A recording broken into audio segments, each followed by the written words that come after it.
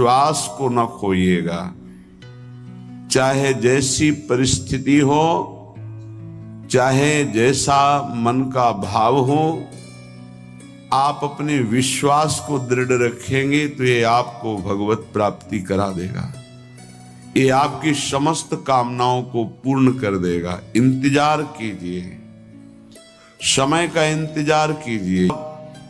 प्रभाव बहुत जन्मों से रहा है तो सत्संग से श्रद्धा उपजी और जहां कुसंग हुआ वो शांत हो जाती है। बिना श्रद्धा और विश्वास के भगवत मार्ग में चला ही नहीं जाता, कुछ भी अनुभव नहीं होता।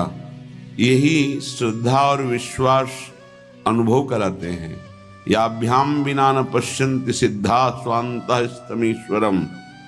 बिना श्रद्धा विश्वास के जो सिद्ध पुरुष अपने हृदय में अनुभव करते हैं वो अनुभव नहीं कर सकते। ये श्रद्धा और विश्वास एक बहुत बड़ी संपत्ति है। पवित्र हृदय में ये प्रकट होती है। ये प्रकट होकर हृदय को पूर्ण पवित्र कर देती है और इसी विश्वास से भगवत प्राप्ति हो जाती है। बिन विश्वास भगति नहीं ते बिन द्रवहि न राम। राम कृपा बिनु सपनेहु जीवन लह विश्राम। ये विश्वास हमारा प्रतिपल बढ़ता रहे। माया का कार्य है विश्वास का नाश कर देना। इतने दिन हो गए भगवान का नाम जप करते हुए, आराधना करते हुए, क्या काम बना? कोई काम तो नहीं बना। और विपत्तियां आ गई और परेशानी आ गई, खत्म श्रद्धा विश्वास। जबकि बहुत सुंदर कार्य ये हुआ कि आपके हृदय के मलिन विचार बाहर निकलकर नष्ट हो गए, पर आपने उनको बाहर निकलना ना देख करके उन्हें अंतर में आना मान लिया कि जब से नाम जप किया तब से अंतर में बड़ी मलिनता आ गई। नाम जप करने वाले को जो दुख विपत्ति मिलती है वो बहुत बड़ा प्रारब्ध बहुत छोटे में कटा दिया जाता है। नाम जप उपासक को जो संपत्ति मिलती है वो उसके भजन का फल नहीं होता। भजन का फल तो सीधे भगवान की प्राप्ति है। ये भजन करने का भाव जो हुआ उससे सब प्राप्त हो जाता है। भजन तो पूर्ण सुरक्षित रहता है। उसके लिए जो हमने प्रयत्न किया, कष्ट सहा, उससे लोक परलोक के सारे सुख सिद्धियां उसके चरणों में लौटने लगती हैं और नाम सुरक्षित रहता है।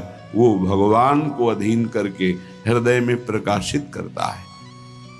ऐसी ऐसी माया अंतर में वृत्तियां पैदा कर देती है, बाहर से घटना पैदा कर देती है कि उपासक हार जाता है, परेशान हो जाता है कि अब क्या करें। तो एक ही उपाय है, बस संसार में चले जाएं। वो सुख का साधन संसार समझता है। ये समझ जब तक रहेगी तब तक हमारे गिरने के चांस हैं। धन्य है वो उपासक जिसने निर्णय कर लिया है, आनंद मिले ना मिले, सुख मिले ना मिले, गति बने ना बने, मेरे जीवन का उद्देश्य अब सत्य पर चलना और निरंतर नाम जप करना है। धन्य हो गया, वही परम साधु हो जाएगा। वही परम मंगल में भगवान को रिझाने वाला महाभागवत बन जाएगा, जिसकी ये नियम निष्ठा है।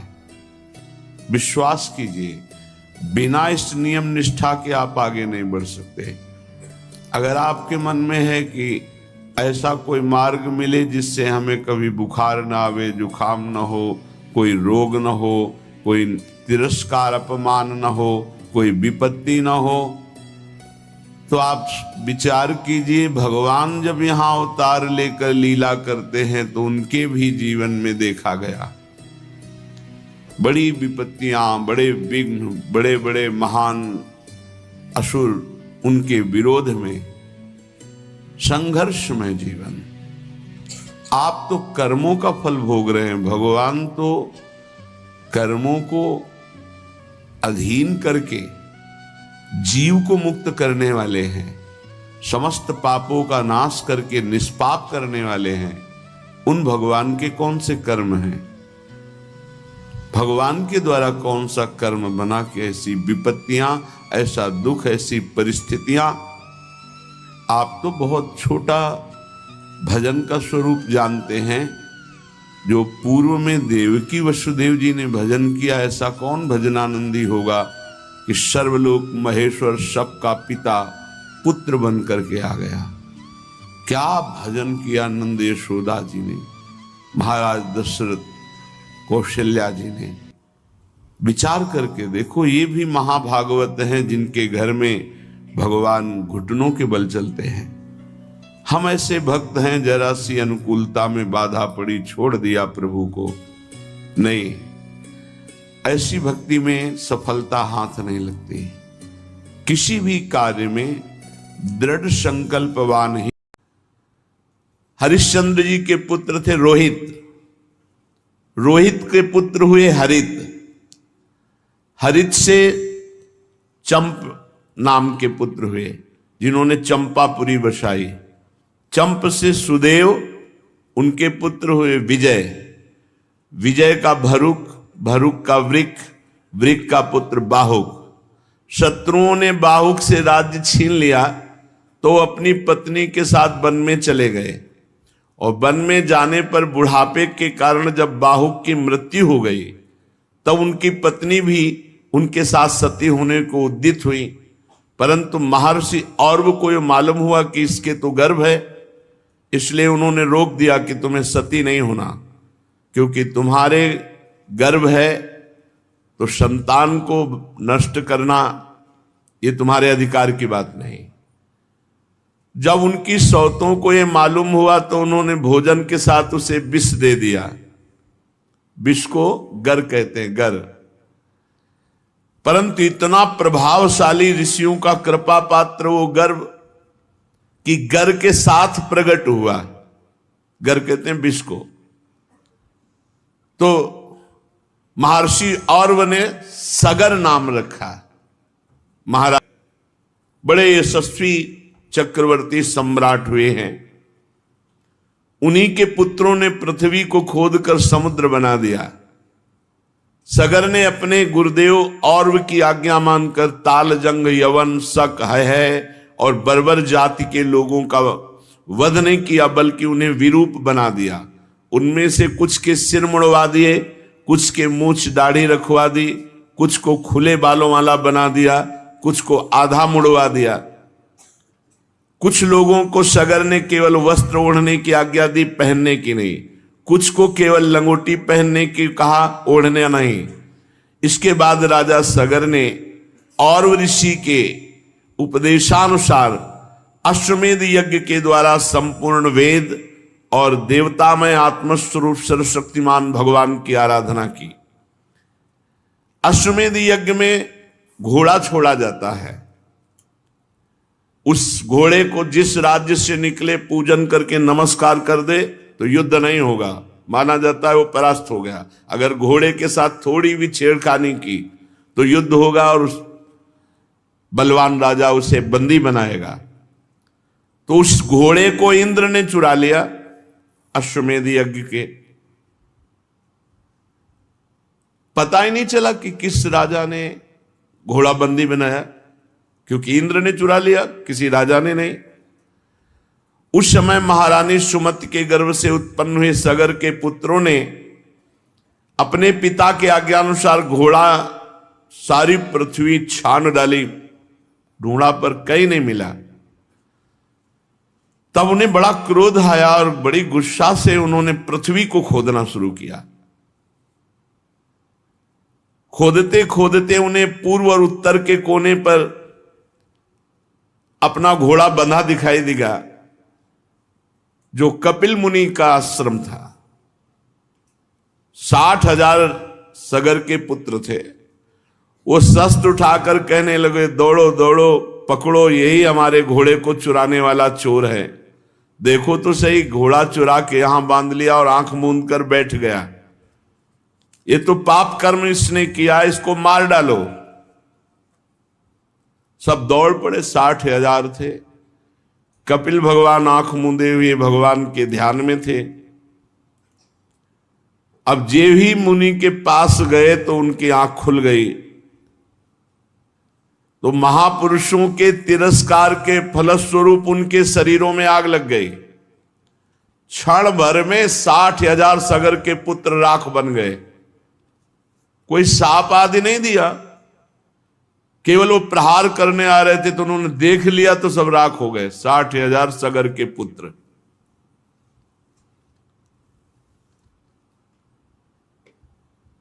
ये महापुरुषों के अपराध करने का फल है, क्योंकि कपिल भगवान तो गुणातीत स्थिति में है, वो क्रोध काहे को करेंगे। भला कहीं पृथ्वी की धूल का भी आकाश से संबंध होता है? ऐसे ही भला क्रोध का संबंध दिव्य महापुरुष से होता है? ये तो दिव्य महापुरुष है, भगवत प्राप्त भगवान के अवतार ही है। ये संसार सागर एक मृत्युमय पथ है, इसके पार जाना अत्यंत कठिन है। परंतु भगवान कपिल देव जी ने सांख्य शास्त्र की ऐसी दृढ़ नाव बना दी, जिससे मुक्ति की इच्छा रखने वाला कोई भी व्यक्ति उस समुद्र के पार जा सकता है।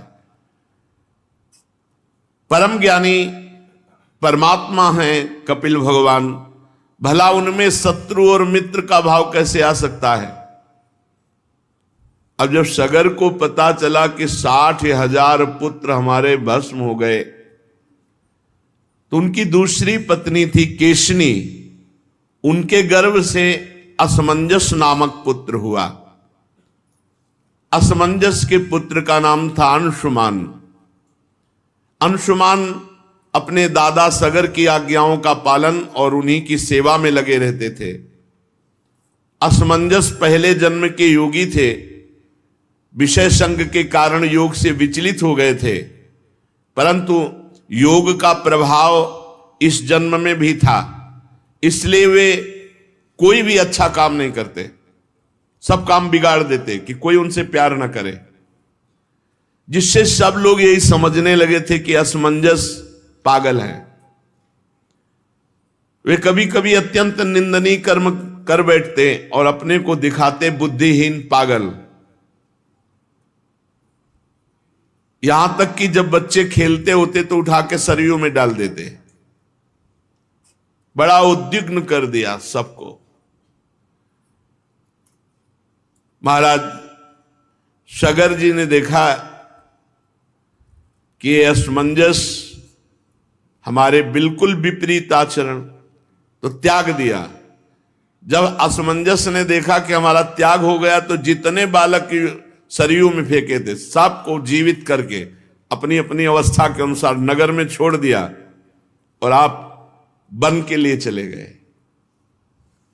अयोध्या के नागरिकों ने देखा कि सबके बालक लौट आए, तब राजा सगर को बड़ा पश्चाताप हुआ कि हमने अपने सिद्ध योगी पुत्र का पागल समझ करके अपमान किया। अब अंशुमान को आज्ञा करी तो उन्होंने अपने जो चाचा से 60,000 लाख बने हुए थे, भस्म के पास देखा घोड़ा बंधा हुआ, तो हाथ जोड़ करके अंशुमान कपिल भगवान के चरणों में गए और एकाग्रता से स्तुति की। अंशुमान ने कहा, हे कपिल भगवान, आप अजन्मा ब्रह्मा जी से भी परे हैं, इसलिए आपको प्रत्यक्ष रूप में देखा नहीं जा सकता, समाधि के द्वारा आपका अनुभव होता है। किंतु ये रजोगुणी जन आपको समझ नहीं पाए, इसलिए अपराध कर दिया और अपने अपराध से ही वो भस्म हो गए। संसार के शरीरधारी 3 गुणों में ही विचरण करते रहते, सतोगुण, रजोगुण, तमोगुण। जागृत, स्वप्न और सुषुप्ति 3 अवस्थाएं। इसी कारण ये माया मोहित जन, हे भगवान आप सर्वत्र हैं पर आपका दर्शन नहीं कर पाते। 3 गुणों और उनका प्रभाव, जागृत, स्वप्न, सुषुप्ति। आप सबके हृदय में विराजमान है पर आपको कोई नहीं जान सकता। सनंदन आदि मुनि आत्मस्वरूप के अनुभव से माया के गुणों के द्वारा होने वाले भेद को मिटा दिया तो आपका अंदर ही साक्षात्कार प्राप्त कर लिया। पर मैं तो मूढ़ पुरुष हूं, कैसे आपका चिंतन करूं? माया और उसके गुण और गुणों के कारण होने वाले कर्मों के संस्कार, ये सब स्थूल सूक्ष्म कारण आप में नहीं है। ना तो आपका नाम है ना तो रूप, आप में ना कार्य है ना तो कारण। आप सनातन आत्मा हैं।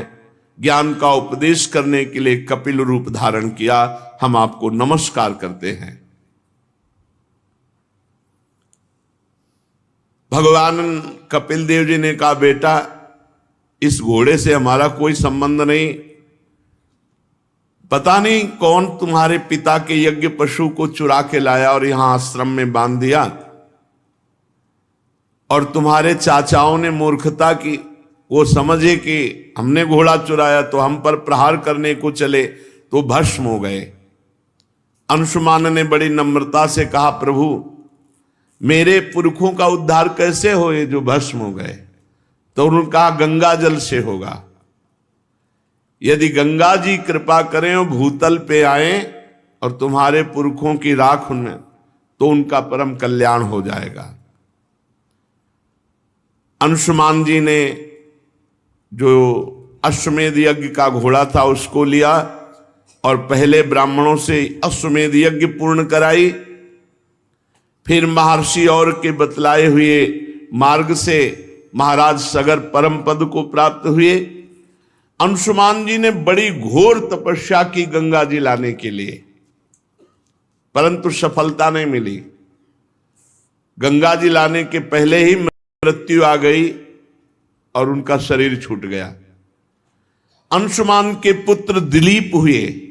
महाराजा दिलीप जी ने भी भारी तपस्या की गंगा जी को भूतल पर लाने के लिए, परंतु गंगा जी लाने में असफल रहे और उनकी भी मृत्यु हो गई। दिलीप के पुत्र हुए भगीरथ जी। उन्होंने भारी तपस्या बचपन से ही की गंगा जी को प्रसन्न करके भूतल पर लाने के लिए। देखो 3 पीढ़ी लग गई, तब गंगा जी प्रसन्न हुई। गंगा जी ने प्रसन्न होकर के दर्शन दिया और कहा, मैं तुम्हें वर देने के लिए आई हूं, क्या तुम वरदान चाहते हो? भगीरथ जी ने बड़ी नम्रता से साष्टांग प्रणाम किया गंगा मैया को और प्रार्थना की कि आप मृत्यु लोक में पधारिए और हमारे पुरखों का कल्याण कीजिए। गंगा जी ने कहा कि जिस समय मैं स्वर्ग से पृथ्वी पर गिरूंगी तो कोपि धारिता वेगम पतंत्या में महीतले अन्यथा भूतलम भित्वा नृपयासे रसातलम। कोई चाहिए जो भूमंडल पर पृथ्वी लोक में बीच में मुझे रोक ले। अगर नहीं रोका तो मैं अपने वेग से रसातल को चली जाऊंगी, तुम्हारा प्रयास निष्फल। भूतल पर मुझे कोई रोकने वाला चाहिए।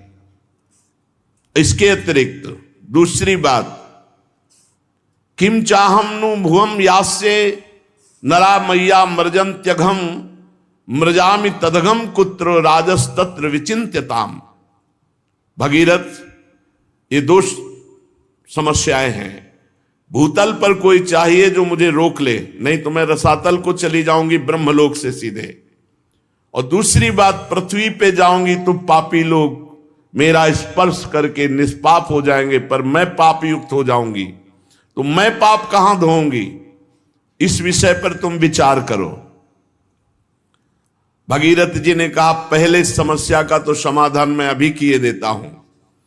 साधवो न्यासिनः शांता ब्रह्मिष्ठा लोक पावनाः हरंत्यघम तेंग संगात ते स्वास्ते हृभिद्धरी। माता, तुम चिंता मत करो। जब पृथ्वी पर आप जाओगे तो पापी ही आपका स्पर्श नहीं करेंगे। जो लोग परलोक के सुख संपत्ति का त्याग कर चुके हैं, जो संसार से संन्यास लेकर निरंतर भजन में लगे हैं, ऐसे शांत ब्रह्मनिष्ठ महात्मा जब आपका स्पर्श करेंगे तो आप निष्पाप हो जाओगे। गंगा को भी पाप रहित करने की सामर्थ्य भगवत भक्त में है, भगवत प्रेमी महात्मा में है। साधवो न्यासिना, जिन्होंने समस्त भोगों का त्याग कर दिया, ऐसे सन्यासी। शांता, जो हर द्वंद्व सहते हैं। ब्रह्मिष्ठा, जो ब्रह्मनिष्ठा वाले। लोक पावना, जो लोकों के पावन करने की सामर्थ्य रखते हैं। हरंत्यघम तेंग संगात, वो जब गंगा में गोता लगाएंगे तो गंगा निष्पाप हो जाएंगी। ये बात कही भगीरथ जी ने। वो अपने अंग स्पर्श से हे गंगा तुम्हारे पापों को नष्ट कर देंगे, क्योंकि उनके हृदय में अगरूप अघासुर को मारने वाले भगवान श्री कृष्ण का निरंतर चिंतन होने के कारण भगवान वहां प्रकाशित हो जाते हैं। हृदय में भगवान कब प्रकाशित होते हैं? निरंतर चिंतन करने के कारण। और दूसरी बात कि तुम्हारा वेग रसातल में भेद कर चला जाएगा तो नहीं माता। बीच में ही धारयिष्यति ते वेगम रुद्रस्त्वात्मा शरीरिणाम यस्मिन नोतमिदम प्रोतम विश्वम साटीव तंतुषु। तुम चिंता ना करो, मैं रुद्रदेव की तपस्या करूंगा, भगवान शंकर से कहूंगा ब्रह्मलोक से जब तुम गिरोगी तो तुम्हें बीच में ही रोक लेंगे। तो गंगा जी ने सोचा कि महादेव जी किस में रोक लेंगे मुझे, देखते हैं। तो गंगा जी ने जो ही ब्रह्मलोक से ऐसी विशाल धारा गंगा जी की भगवान शंकर ने जटा खोल दी। जटा कटा संभ्रमम भ्रमण निलंप निर्झरी विलोलवी चिवल्लरी विराजमान मूर्धनी, और बांध लिया जटाओं। गंगा की धारा को जटाओं में लपेट लिया। भगीरथ ने कहा महाराज नीचे कुछ बूंद तो गिरे, नहीं तो हमारे पुरखे तो वैसे ही रह गए। तब एक जटा खोली तो 3 गंगा के स्वरूप हुए। अलकनंदा, भागीरथी, मंदाकिनी। अलकनंदा स्वर्ग गंगा, पाताल गंगा मंदाकिनी जो अनुसुईया जी के आश्रम में प्रकाशित हुई चित्रकूट में, और भागीरथी तो पावन त्रिभुवन पावनी श्री गंगा जी भारत देश को पावन करते हुए, हिमालय से देश को पावन करते आगे आगे भागीरथ जी चल रहे हैं और पीछे गंगा जी चल रहे हैं। कितना महान पावन भूमि है जहां गंगा जी विराजमान है। गंगा जी भगवती तव तीरे नीरमात्रा सनोहम विगत विषय तृष्णा कृष्ण माराधयामि सकल कलुष भंगे स्वर्ग सोपान संगे तरल तर तरंगे देवी गंगे प्रसीद। इतनी आसक्ति गंगा जी से कहीं नहीं हुई ऐसी आसक्ति।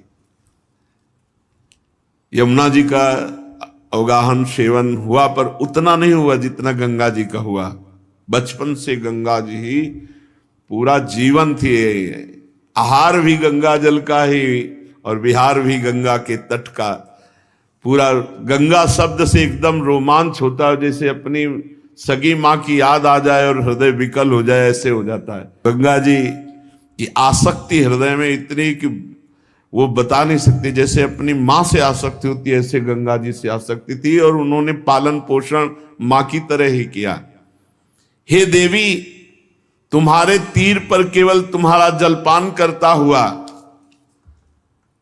विषय तृष्णा से रहित होकर। किसी ने पूछा कि एकांतिक में कि आप भी तो मन वाले हैं। साधक जब साधना करते तो अपने लोग देखते मन भागता है, ये विषय वो विषय संसार। आपको नहीं सताया क्या? तो आपको सही बताएं, ऐसी रहनी और ऐसा स्थान की विषय चिंतन का कहीं संयोग ही नहीं था। ऐसे ऐसे सिद्ध महापुरुष ब्रह्मलीन जिनको देखने के बाद हाहाकार मचता, ब्रह्म तत्व में स्थित होने का कहीं विषय संयोग का दर्शन गंगा किनारे कहाँ है।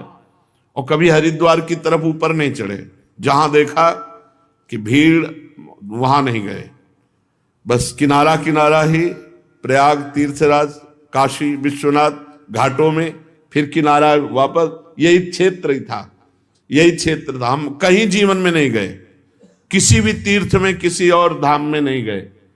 वृंदावन आना था इसलिए चित्रकूट से तो कई दिन चित्रकूट में रुके, नहीं तो कोई तीर्थ नहीं, बस गंगा किनारे जो पड़ते हैं, ब्रह्मावर्त, इलाहाबाद संगम, काशी विश्वनाथ, बस किनारा गंगा जी, गंगा ही हमारा जीवन थी।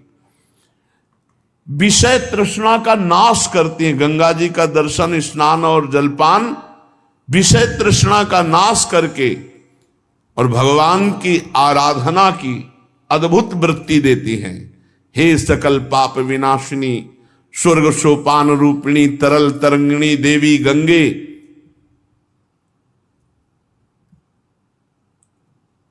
मुझ पर प्रसन्न हो। भगवती भवलीला मौलिमाले तवाम्भः कणमणु परिमाणम प्राणिनो ये स्पृशंति अमर नगर नारी चामरग्राहिणी नाम विगत कलि कलंकातंक मंके लुठंती। हे भगवती गंगा, तुम महादेव जी के मस्तक की लीलामयी माला हो। जो प्राणी नित्य तुम्हारे जलकण के अणुमात्र का भी स्पर्श करता है, वो कलि कलंक के भय को त्याग कर दिव्यता को प्राप्त होता है। कलयुग उसका कुछ नहीं बिगाड़ सकती। जो गंगा जल का पान करते हैं, एक बूंद ही चाहे रोज, गंगा जल है कौन? हमारे प्रभु का चरणामृत है, वामन भगवान का, जिनका चरणामृत गंगा कहा गया, जिस गंगा जी को देवाधिदेव महादेव सर पर धारण किए। ब्रह्मांडम खंडयंती हर शिरस जटावल्ली मुल्लासयंती, स्वरलोकादा पतंती कनक गिरि गुहा गंड शैलात् स्खलंती, छोणी पृष्ठे लुठंती दुरित चय चमुर निर्भरम भर्सयंती, पाथोदिम पूरयंती सुर नगर सरित पावनी नः पुनातु। ब्रह्मांड को फोड़कर निकलने वाली महादेव जी की जटालता को उल्लसित करती हुई, स्वर्गलोक से गिरती हुई सुमेरु की गुफा और पर्वतमाला से झड़ती हुई पृथ्वी पर लौटती हुई पाप समूह की सेना को कड़ी फटकार देती हुई, समुद्र को भरती हुई देवपुरी की पवित्र नदी गंगा हमें पावन करे। श्री गंगा जी वरदान है, ब्रह्मद्रव है, मूर्तिमान भगवत स्वरूप है। हम भारतवासियों का कितना सौभाग्य, जहां की नदी के रूप में ब्रह्मद्रव, बिल्कुल सच्ची कहते हैं, रोज नया उत्साह, नई एक अगन भगवत प्राप्ति की, तत्वबोध की। कभी ऐसा खान पान विश्राम संसार ये स्मरण की ही वृत्ति नहीं रही। गंगा जी की कृपा से ये स्मरण की ही वृत्ति नहीं थी। त्रिकाल गंगा स्नान, तीनों टाइम सर में डुबकी लगा के, ऐसे नहीं कि ऐसे हाथ पैर धो लिए, ऐसे तीनों बार गंगा जी का स्नान, चाहे सर्दी हो, चाहे गर्मी, चाहे बरसात। तो जब लगन लगती है तब फिर कुछ नहीं सुनाई देता। ये मन तभी आपको, आपके हृदय में अभी लगन नहीं लगी, भगवत प्राप्ति की लगन लग जाए तो ये विषय, अरे ब्रह्मादिक के भोग सब विषम लागत ताई, नारायण ब्रज चंद की लगन लगी ही जाए। ऐसे ही जो गांव के लोगों के 100 फेंक दिए जाते हैं, कुत्ते किनारे लाके ऐसे नोच रहे, वहीं बैठे हैं, वहां भोग सुहाई देगा, भोग चिंतन सुहाई देगा? वहां तो बस हाय हाय मचा। ये शरीर की दुर्दशा, यही हमारे शरीर की दुर्दशा होगी। फिर भगवत तत्व का अगर बोध नहीं हुआ तो मतलब क्या रह गया? वहां यही दृश्य, कहीं चिता में आग लग रही, कहीं कोई हाथ लिए कुत्ता भाग जा रहा है, कहीं कोई टांग घसीट रहा है, यही दृश्य थे। ये दृश्य आग का काम करते हैं वैराग्य के। क्या शरीर है। तो कई कई दिन भूखे रहने पर भी पीड़ा थोड़ी होती थी, हर समय ब्रह्माकार वृत्ति। कैसे कैसे जीवन का परम लक्ष्य प्राप्त हो, रात दिन। तो ये जो प्राकृतिक कष्ट हैं ये सुख का अनुभव कराते हैं। जैसे योद्धा को जब घाव होता है तो सुख होता है, कायर पुरुष भयभीत होता है, ऐसे जिसका लक्ष्य होता है भगवत प्राप्ति। और गंगा जी वैराग्य में ऐसा पेट्रोल का काम करती है। अगर थोड़ा भी वैराग्य है तो बढ़ा के वैराग्य को बिल्कुल अवधूत बना दे। गंगा जी की अपार महिमा, और यमुना जी की महिमा है कि वैराग्य से अनुराग में डुबा दे, प्रेम में डुबा दे। श्री भगीरथ जी त्रिभुवन पावनी गंगा जी को वहां लेकर के गए जहां उनके पितरों के शरीर राख बने हुए पड़े थे। आगे आगे वो वायु के वेग के समान रथ पर सवार होकर चल रहे, पीछे गंगा जी कलरव करती हुई दौड़ रही, कल कल करती हुई गंगा जी दौड़ रही।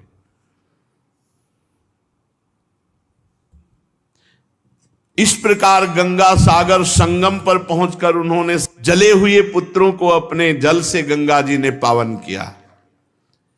यद्यपि सगर के पुत्र ब्राह्मण के तिरस्कार से भस्म हुए थे, अपराध हुआ था, लेकिन ये गंगा जी की महिमा है कि ऐसे महत अपराधी को भी परम पद प्रदान किया अपने जल के स्पर्श मात्र से।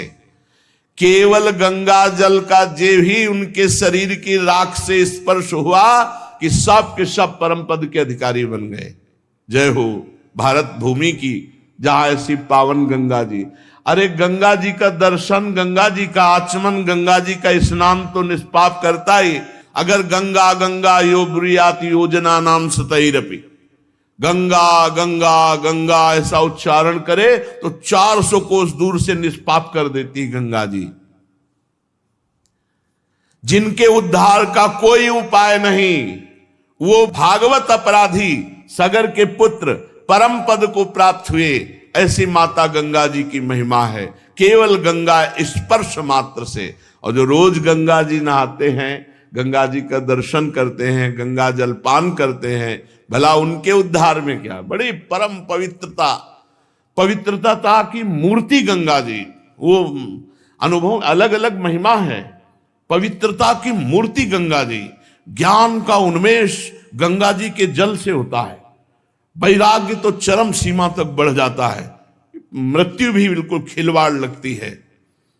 गंगा जल से जब शरीर का स्पर्श होता है तो सब पाप थर्रा उठते हैं, नष्ट हो जाते हैं। जो लोग श्रद्धा के साथ नियम लेकर गंगा जी का स्नान करते हैं, उनके संबंध में तो कहना ही क्या है।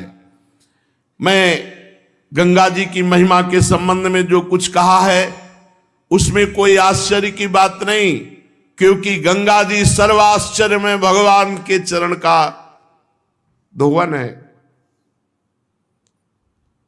जिन चरणों का श्रद्धा से चिंतन कर लेने मात्र से बड़े बड़े मुनि निर्मल हो जाते हैं और तीनों गुणों के बंधन को काटकर भगवत स्वरूप बन जाते हैं। ये गंगा जी उन्हीं भगवान का चरणामृत है, चरण धोवन है। ये संसार के बंधन को काट दे, इसमें कौन सी बड़ी बात है। हरिश्चंद्र जी के पुत्र थे रोहित, रोहित के पुत्र हुए हरित, हरित से चंप नाम के पुत्र हुए जिन्होंने चंपापुरी बसाई। चंप से सुदेव, उनके पुत्र हुए विजय, विजय का भरुक, भरुक का वृक, वृक का पुत्र बाहुक। शत्रुओं ने बाहुक से राज्य छीन लिया तो अपनी पत्नी के साथ वन में चले गए, और वन में जाने पर बुढ़ापे के कारण जब बाहुक की मृत्यु हो गई तब उनकी पत्नी भी उनके साथ सती होने को उद्यत हुई। परंतु महर्षि औरव को यह मालूम हुआ कि इसके तो गर्भ है, इसलिए उन्होंने रोक दिया कि तुम्हें सती नहीं होना, क्योंकि तुम्हारे गर्भ है तो संतान को नष्ट करना ये तुम्हारे अधिकार की बात नहीं। जब उनकी सौतों को ये मालूम हुआ तो उन्होंने भोजन के साथ उसे विष दे दिया। विष को गर कहते हैं, गर। परंतु इतना प्रभावशाली ऋषियों का कृपा पात्र वो गर्भ कि गर के साथ प्रकट हुआ। गर कहते हैं विष को। तो महर्षि औरव ने सगर नाम रखा। महाराजा धीराज सगर बड़े यशस्वी चक्रवर्ती सम्राट हुए हैं। उन्हीं के पुत्रों ने पृथ्वी को खोदकर समुद्र बना दिया। सगर ने अपने गुरुदेव औरव की आज्ञा मानकर ताल, जंग, यवन, शक, है और बर्बर जाति के लोगों का वध नहीं किया, बल्कि उन्हें विरूप बना दिया। उनमें से कुछ के सिर मुड़वा दिए, कुछ के मूछ दाढ़ी रखवा दी, कुछ को खुले बालों वाला बना दिया, कुछ को आधा मुड़वा दिया। कुछ लोगों को सगर ने केवल वस्त्र ओढ़ने की आज्ञा दी, पहनने की नहीं। कुछ को केवल लंगोटी पहनने की कहा, ओढ़ने नहीं। इसके बाद राजा सगर ने औरव ऋषि के उपदेशानुसार अश्वमेध यज्ञ के द्वारा संपूर्ण वेद और देवतामय आत्मस्वरूप सर्वशक्तिमान भगवान की आराधना की। अश्वमेध यज्ञ में घोड़ा छोड़ा जाता है। उस घोड़े को जिस राज्य से निकले पूजन करके नमस्कार कर दे तो युद्ध नहीं होगा, माना जाता है वो परास्त हो गया। अगर घोड़े के साथ थोड़ी भी छेड़खानी की तो युद्ध होगा और उस बलवान राजा उसे बंदी बनाएगा। तो उस घोड़े को इंद्र ने चुरा लिया अश्वमेध यज्ञ के। पता ही नहीं चला कि किस राजा ने घोड़ा बंदी बनाया, क्योंकि इंद्र ने चुरा लिया, किसी राजा ने नहीं। उस समय महारानी सुमति के गर्भ से उत्पन्न हुए सगर के पुत्रों ने अपने पिता के आज्ञानुसार घोड़ा सारी पृथ्वी छान डाली, ढूंढा पर कहीं नहीं मिला। तब उन्हें बड़ा क्रोध आया और बड़ी गुस्सा से उन्होंने पृथ्वी को खोदना शुरू किया। खोदते खोदते उन्हें पूर्व और उत्तर के कोने पर अपना घोड़ा बंधा दिखाई दिया, जो कपिल मुनि का आश्रम था। 60,000 सगर के पुत्र थे। वो शस्त्र उठाकर कहने लगे, दौड़ो दौड़ो, पकड़ो, यही हमारे घोड़े को चुराने वाला चोर है। देखो तो सही, घोड़ा चुरा के यहां बांध लिया और आंख मूंद कर बैठ गया।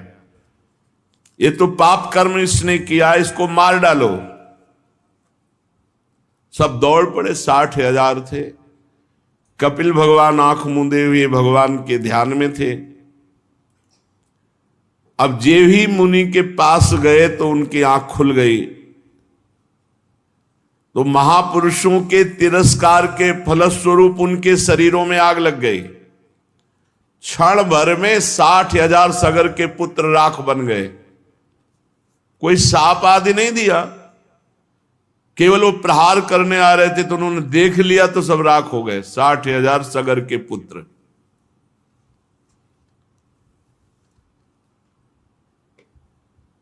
ये महापुरुषों के अपराध करने का फल है, क्योंकि कपिल भगवान तो गुणातीत स्थिति में है, वो क्रोध काहे को करेंगे।